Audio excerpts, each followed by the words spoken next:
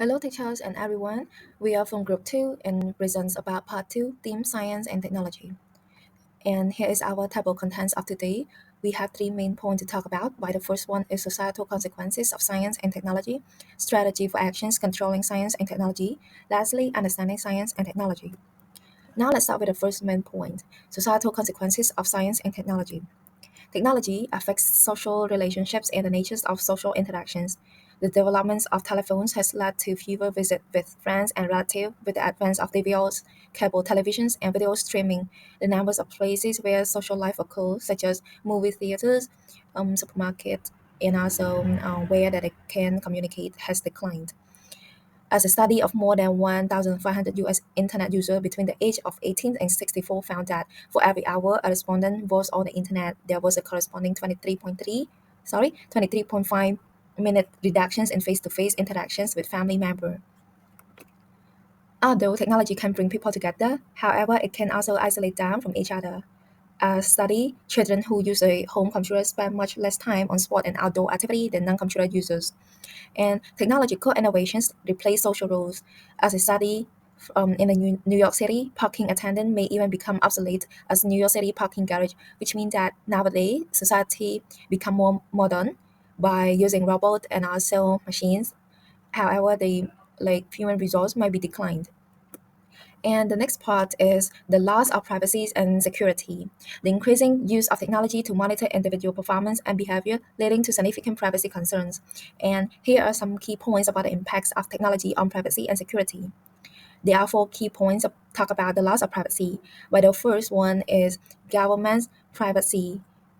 Genetic privacy. Advance in genetic testing raise concerns about potential discriminations based on genetic information, as employers and insurers may use this information to make decisions about employment and coverage.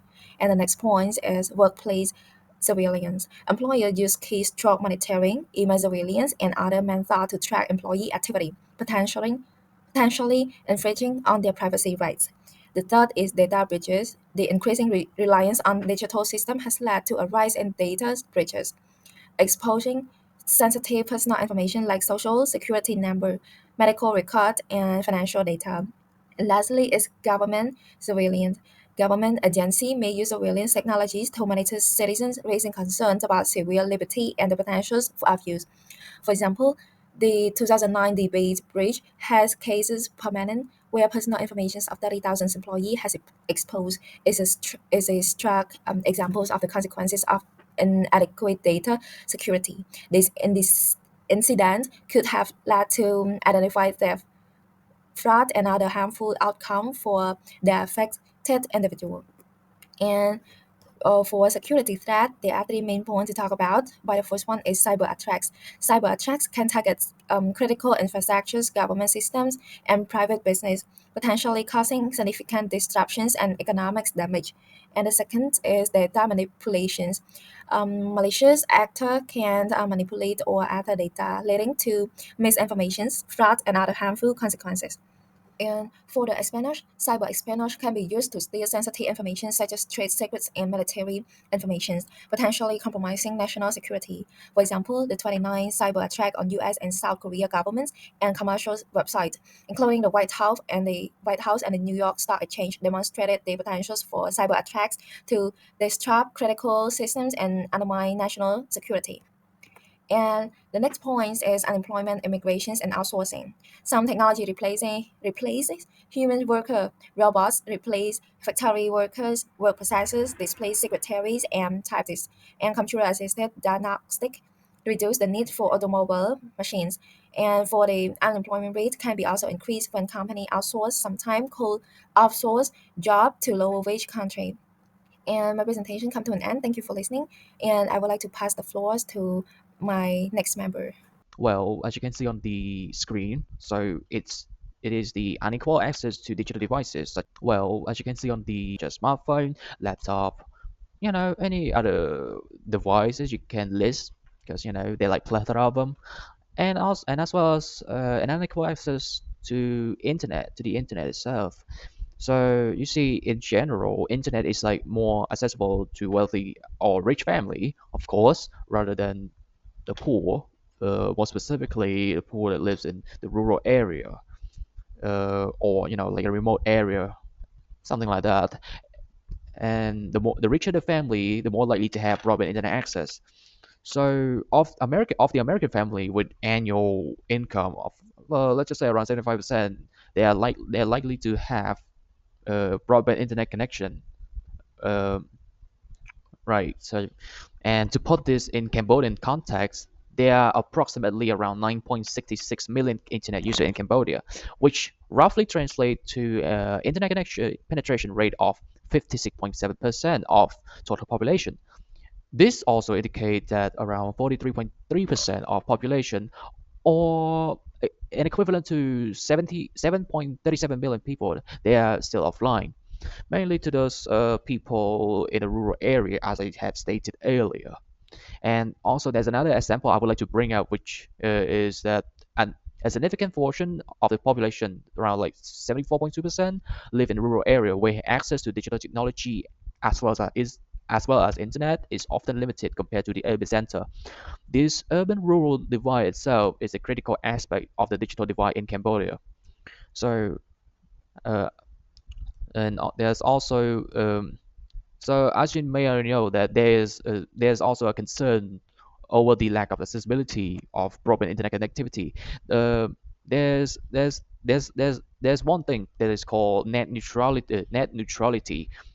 So net neutrality is the one that gets most people in area covered without the need of internet service provider. So what exactly is net neutrality? So what it is, essentially, it's a principle hold that is it's a principle that holds the internet user that should be able to like to visit any website or any other content without accessing to internet connection. Oh, that's a good thing, you may say. So, so if we put the in context to Cambodia.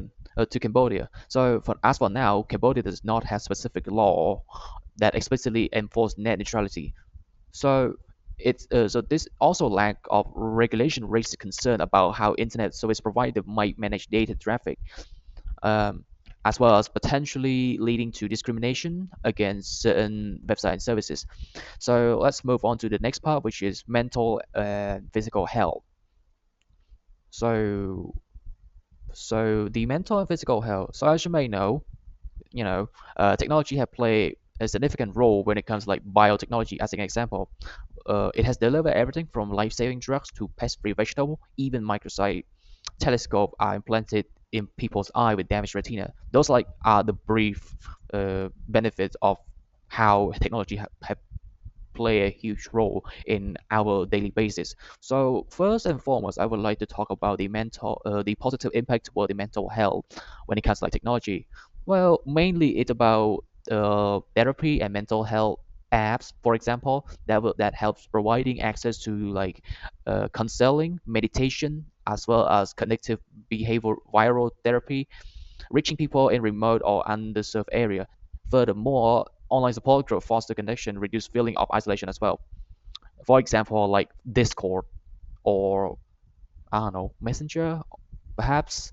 Okay, and for in terms like negative impact on mental health is another story. So when it comes to negative impacts of mental health, it's including burnout, uh, let's just say it gives you a constant connectivity pressure to be always online, especially perhaps some of you guys in class prefer to stay online all the time, but however, it's not always a good thing. It can lead to stress or mental exhaustion because you keep always online. You like keep waiting that one person to reply your text back.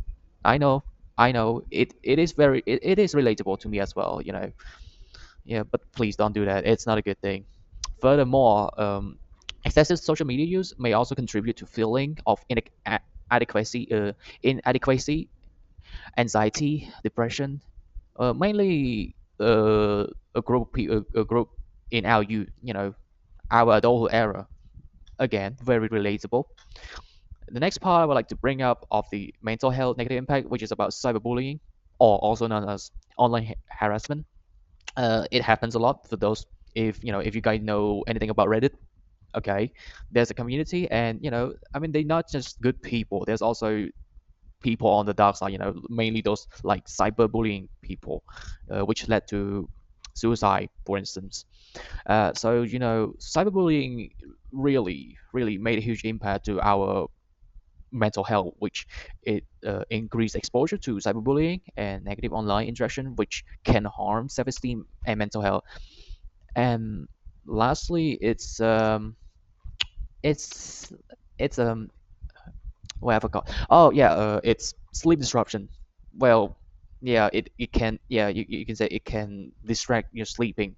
So screen use, particularly before bed, it will disrupt sleep pattern, which is very crucial for mental health maintenance.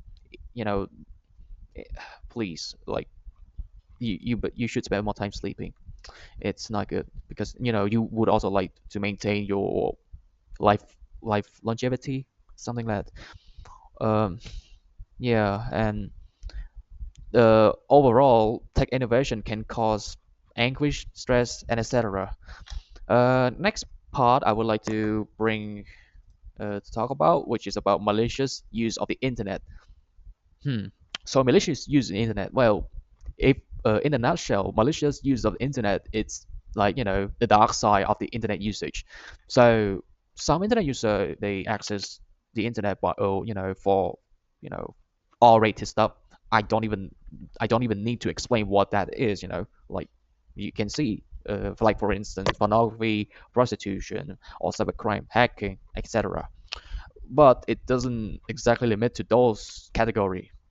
The thing is, malware also takes its part of malicious use of the internet as well. So, what exactly is malware? So, malware is basically a general term that includes any spyware, viruses, or an adware that is installed on an owner's computer without their knowledge.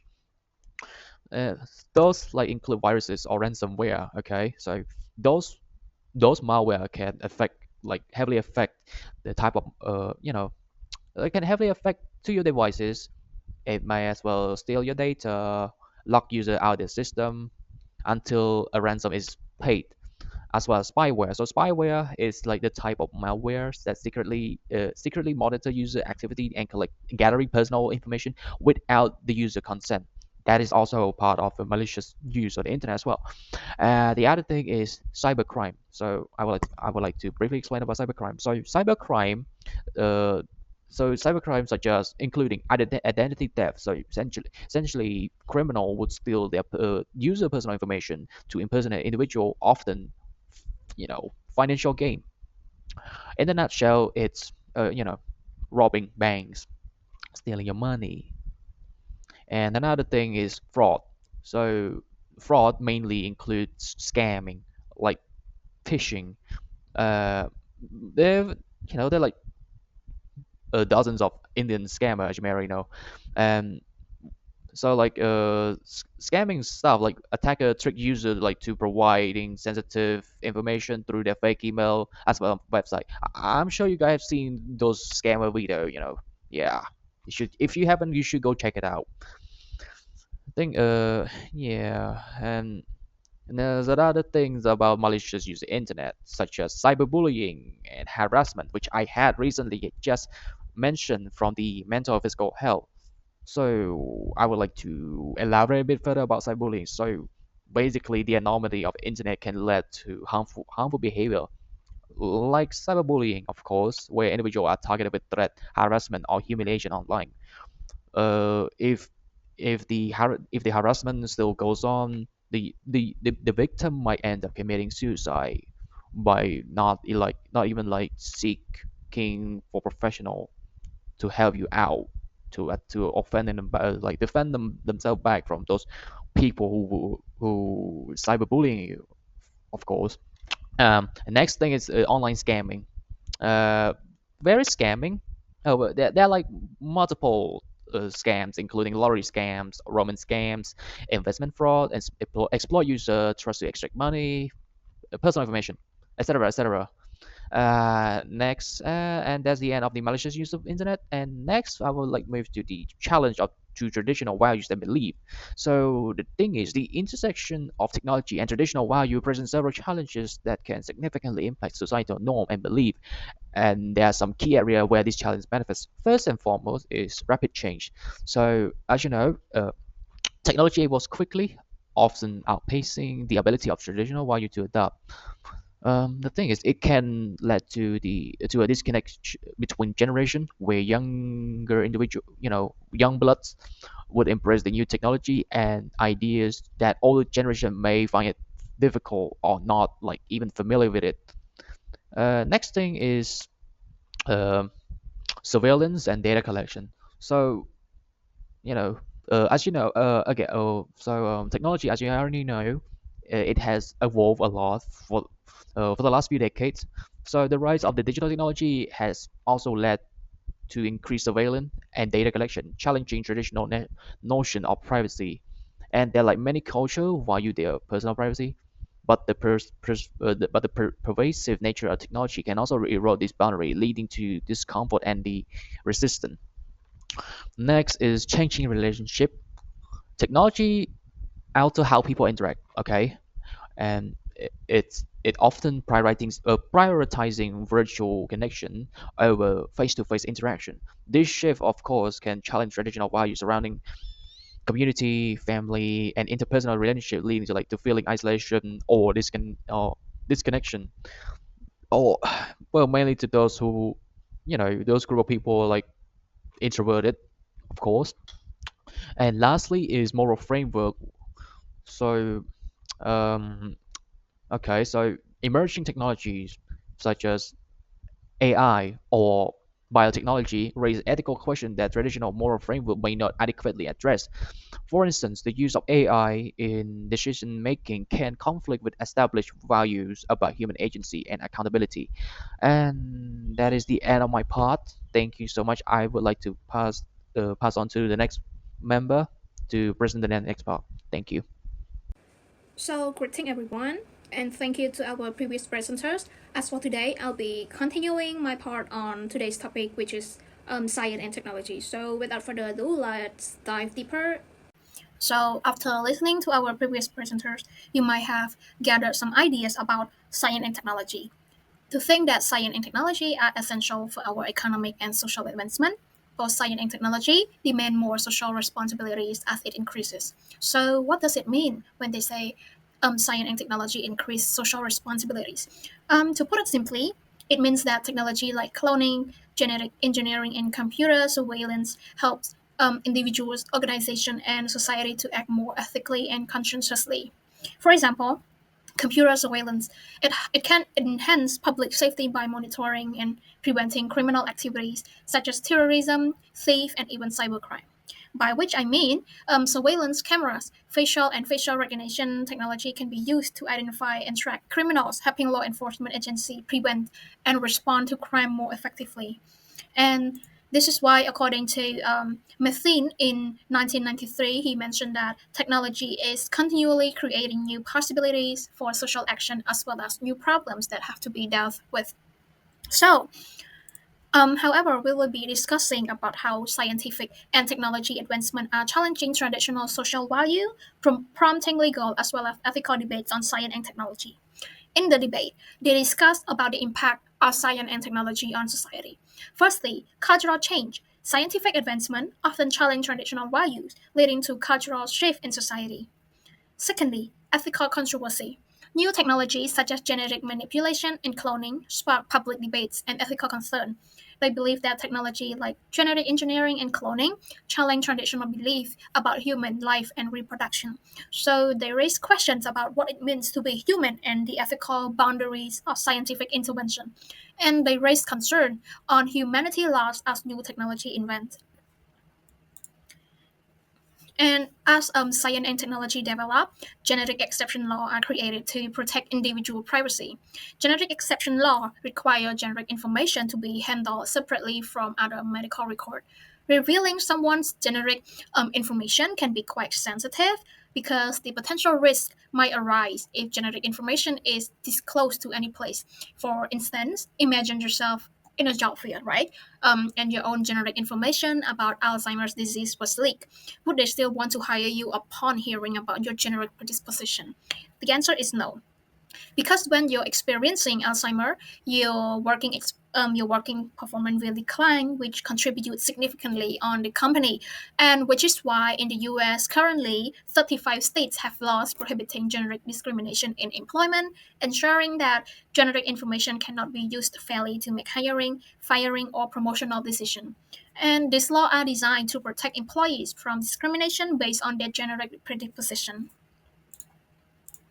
The next part, we'll be talking about the rapid technological change. So in this part, rapid technological change arises new issue that even law may not cover it. For example, the inclusion of frozen embryos in divorce agreements highlights the need for legal framework to address complex situations created by reproductive technologies. And this discussion leads to a debate on cloning. So cloning here, it is the act of creating a genetic copy of an organism for reproductive purposes. For example, cloning humans can feel like treating people as an object or product, which isn't respectful, and it can lead to treating living beings as items to be bought and sold. Within the consequences, currently 15 states have laws against cloning.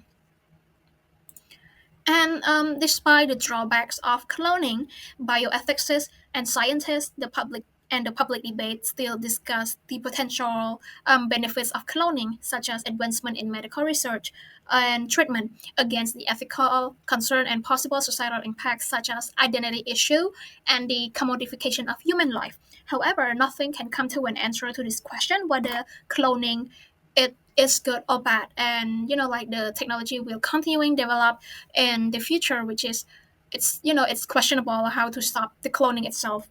So the next part is about technology and corporate America.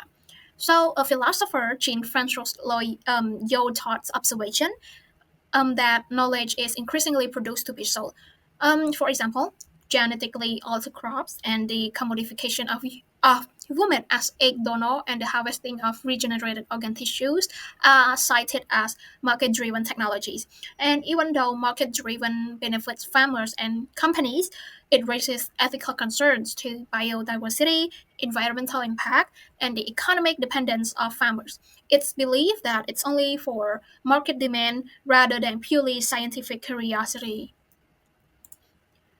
And this led to one major concern. So their major concern is that only the wealthy will have access to advanced and life-saving technology such as genetic screening and clone organs. This creates a divide where the rich benefit more from scientific advancement. For example, genetic screening, which can identify predisposition to various diseases, is expensive, and specifically testing for breast cancer gene can cost around 3,000 bucks, making it inaccessible to many people. And last but not least, gene monopoly is an example of expensive genetic tests and treatment because gene monopoly is an exclusive control over a particular gene. And this is all for my part, and I would like to pass the next opportunity to my next member to present about what's going on about the science and technology. Thank you. So now we will move to the last point of strategies for action controlling science and technology, which will be presented by me, Ratana. This last point is about runaway science and government policy. So in the book, it had mentioned that the science and technology often raise complex public policy issues that government must address. So what is runaway science and government policy? So this term it highlights the dangers of moving forward without careful planning, checks, and balances. In short, it meant the risk of unchecked progress or decision making in science and governance. So as you can see here, the policy decisions has addressed concern over a few issues. For example, the safety of nuclear plants, which is about how government must regulate nuclear energy to prevent disasters like Chernobyl or Fukushima, which cause massive environmental and human harm. Without strict control and the risk of accidents and misuse increase. And the second example is about the privacy of electronic communication or electronic mail. It is about the advancement in technology such as mail and internet use, which raise concerns about surveillance and data privacy. For example, when the corporations and governments tracking emails without permission infringe on the individual rights, which means it can affect the individual rights when the government tracking or the email without our permission. And the third point is the hazard of chemical warfare. This is about the development of advanced chemicals for warfare poses, which poses a threat to global safety. And last but not least is the ethics of cloning. So this point has already mentioned by my member, and it's also a question that our lecturer had asked us as well. This point is focused on the cloning of humans and organs, which raises moral questions such as whether is it diminish humans' uniqueness or could it be exploited for profit or not. So, in connection to this, in creating science and technology, there's a question that have we created a monster that has begun to control us rather than the reverse, which means rather than we control it? And if so, what control should we place on science and technology? And are such control consistent with existing law? So you can consider the use of file sharing network, which is the BitTorrent, that we use it to download music and movie or file. So a Utah law is limiting the children access to material on the internet. And also it's the collecting company that helps to corporations to customize advising on the website by tracing clicks and keystroke. And moreover, the government has also often regulated technology through laws and agency. For example, the government prohibits the use of science and technology through when a bill was introduced in the U.S. that so I will clarify the term bill here is referred to a proposal for a new law, a proposal to change an existing law that is presented for debate for parliament. So, which means here the new bill related to the cloning prohibition in the US. So it's to make human cloning illegal and also make attempt to engage in human cloning illegal, as well as making knowingly about shipping or receiving the product of clone egg and clone egg cell illegal, and also set a criminal and civil penalty for violation of the statute. So this example of Human Cloning Prohibition Act of 2009 has made attempts at the human cloning illegal in the US. This aims to ensure the scientific advancement to respect the ethics of human rights. Moreover, this next point is the conclusion on how governments have to helps about the science and government policy. So the government has helps and discourages certain technology. For example, they have to promote and limit technology through funding, such as expanding internet access in rural areas. It is a way to reduce the digital divide. And also, the government also acts symbolically by passing resolutions in support or condemnation of a particular technology such as the censorship in China, which the government used to like green dam software to block politically sensitive information. This also raises global debates about the balance between national security and the freedom of information as well. And the third point is the federal government have also instituted several initiatives dealing with technology related with crime. As you can see the example here, the FBI has estimated that there are more than 100,000 websites we offer related to minority, and the industry from it can generate over 4.9 billion a year as well. So this this is related. This point is right. The rise is raised the internet crime such as the child exploitation, which led the U.S. to create the Child Online Protection Act. In short, it known as COPA, COPA, is to shield minors from harmful material online, like it mentioned here. However, the law faces challenges regarding its constitutionally and enforcement. And last but not least, as the government has several agencies, for example, um, for example, the initiative including National Science and Technology Council, the Office of Science and Technology Policy, or the President Council of Advisor on Science and Technology, and moreover, and those agencies have to advise on the matters of science and technology, and it's also hope to create policies that can address the challenges while ensuring innovations that can benefit the society. And that's it for the runway science and government policy. And now we will move to the next point. This last point is about runway science and government policy. So in the book, it had mentioned that the science and technology often raise complex public policy issues the government must address. So what is runaway science and government policy? So this term it highlights the dangers of moving forward without careful planning, checks, and balances. In short, it's meant the risk of unchecked progress or decision making in science and governance. So as you can see here, the policy decisions has addressed concern of over a few issues. For example, the safety of nuclear plant, which is about how government must regulate nuclear energy to prevent disasters like Chernobyl or Fukushima, which cause massive environmental and human harm. Without strict control and the risk of accidents and misuse increase. And the second example is about the privacy of electronic communication or electronic mail. It is about the advancement in technology such as mail and internet use, which raise concerns about surveillance and data privacy. For example, when the corporations and governments tracking emails without permission infringe on the individual rights, which means it can affect the individual rights when the government tracking or the email without our permission. And the third point is the hazard of chemical warfare. This is about the development of advanced chemicals for warfare poses, which poses a threat to global safety. And last but not least is the ethics of cloning.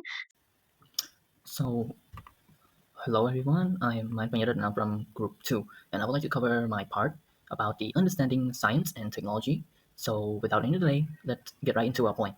So, there are 3 points in this understanding part. So, I shall present you with the first point is social evolutions. So, as we all know, science and technology grow naturally with society adapting to meet needs and challenges.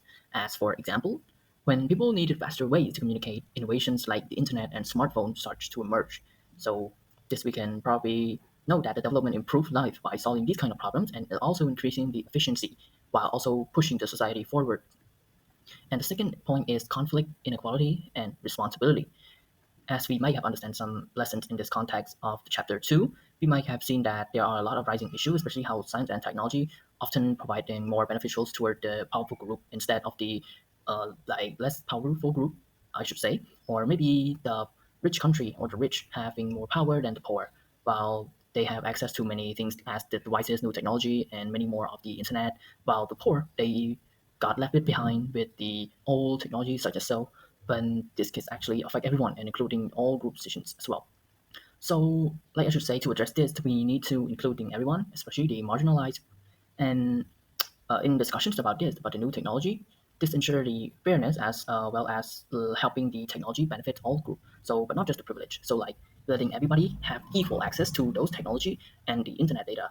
So, which group isn't so we should say all group around the world have the same access to digital devices, not just only for the powerful or the rich group. And the last point of the understanding of design is the purpose driven by development. So as we might have known some of the questions regarding the last week sessions in our GS class, we might have come into these questions.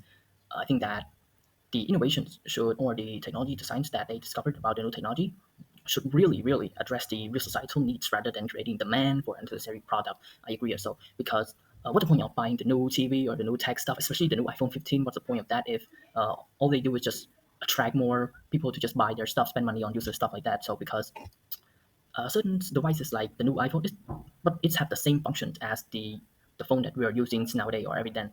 As this should be ensured that the technology remain meaningful for everyone and beneficial rather than driving solely by market or career interest, because we should benefit every group as a whole instead.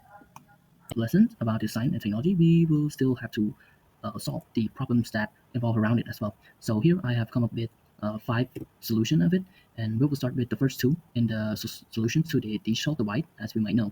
So the first one is improve in internet access. As the government can build a better internet connections, or should have created an equal access to the internet, as this can help many neighborhood or many areas in the town for the poor people to have access to the internet connections, as this will always be a great benefit for everybody around.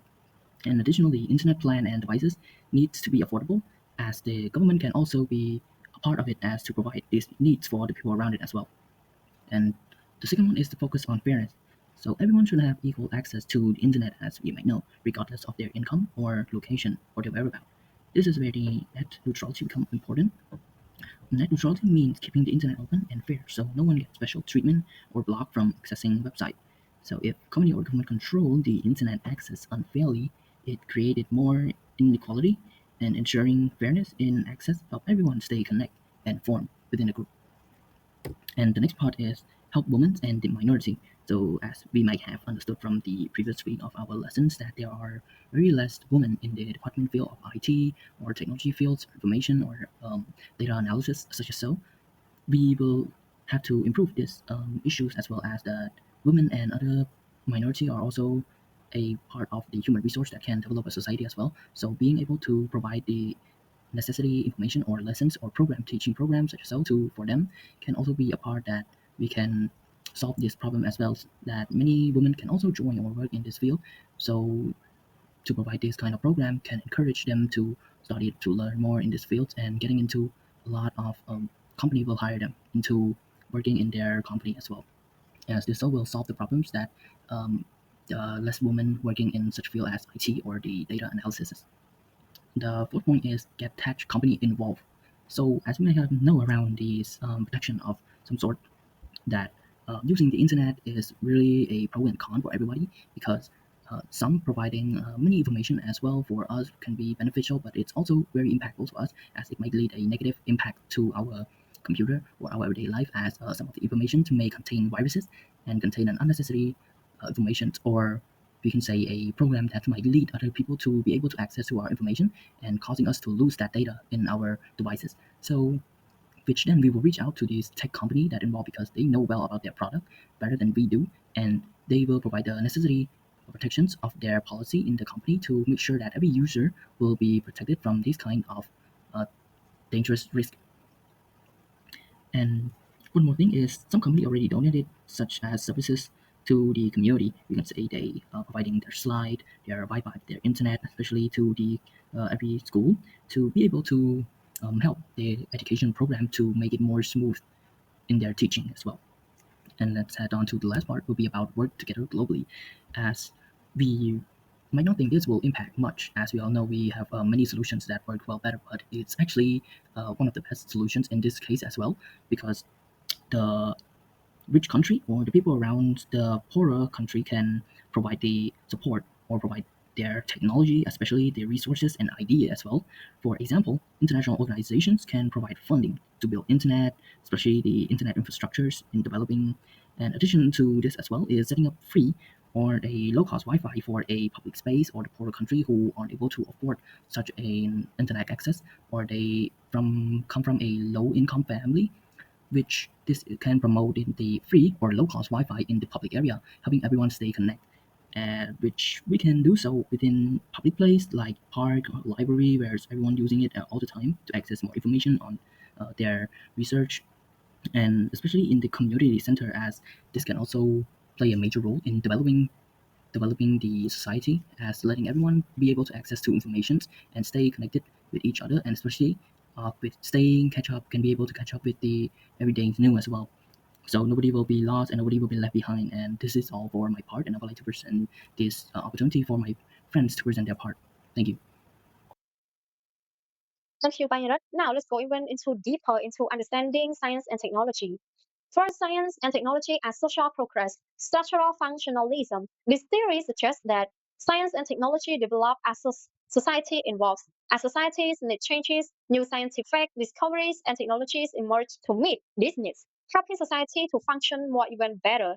For example, education. School provides care and knowledge toward the children or the youngster. Healthcare, as we don't have to worry about the lack of medicines and vaccine. With the help of technology, we can develop more medicine and vaccine fast enough to provide for everyone. Moreover, it also very effective thanks for the high technology as well.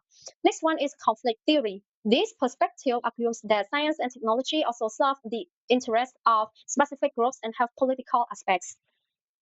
As you already know, conflict theory is like you look at society through the lens of competition and inequality. Well, you see, science and technology are just the tools, but those tools can be used by those powerful groups to help them control over the weak or lower class people. For example, they can reinforce power structures and social inequalities. Like they're already powerful enough, but with the help of science and technology, it only makes them become even more powerful. Now we go into the political messages in science and technology. According to Winner 1993, the way science and technology are structured can send political messages and therefore main points, such as first, power is centralized. Based on website called Science Direct.com, it means that the transfer of authority and decision making from a central government to lower levels of government or local institutions. Next one is barriers between social classes. As you may already know, it means that the barrier between the poor and the rich, or the high class and the lower class people. Next one, science a society is hierarchically structured. Based on the websites, it means that they arrange according to a level of importance or authority with a change command from top to the bottom. For example, in school, principals set rules for school, so the teacher have to follow the rules. And in class, teacher is the one who set the rules for the class, so the student have to follow them as well. Um, next, I next is good things are not distributed equally. It might have to do with the money and the position, if I can say. For example, if you are rich or you are powerful, you are belong into a higher class, so you have every right, or you can just access the good things more easily compared to the lower class or the poor people. Um, Next one, we go into the technological dualism. Technology has both positive and negative effects. It can save lives, time, and money, but it can also cause death, unemployment, and feelings of alienation as well. I can say that it is based on what people like the way we use technology. If you use it in a good way, of course, it's going to lead into the positive side. But if you use it in a bad way, it's going to be lead the technology into the negative side. That's why you should use technology wisely and with the responsibility as well. Now, most tools societies should make decisions about the direction of science and technology based on principles that are fair. And there's also three main points as well, which are first, science and technology should be prudent. Science and technology should be developed carefully. With throughout testing and safeguards, it's also important to include the important stuff, for example, like social, political, environmental, and even economic impacts into those technology. Next, the second one is all groups, especially those most affected, should be involved early in the development of new technologies. Traditionally, decisions have been only made by a few of people, but if we involving more people, it can also lead into a better outcomes. Like older people say, the more ideas come up, the better it becomes. The third one, which is means should not exist without ends. New technology should address real society needs rather than being creative first and then finding a market. It means that you should observe what the people need instead of wasting the material to create a useless stuff that people doesn't even need or is the help for people. It is a very wasteful resource. And that's at the end of the understanding science and technology. Now let's move to the conclusion. So in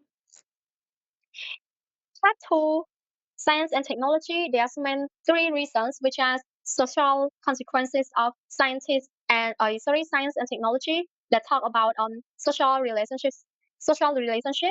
networking, and social interaction, loss of privacy and security, unemployment, immigration, and outsourcing, mental health and physical health. The second one talk about strategies for action controlling science and technology, and it has science and technology, science ethics and the law,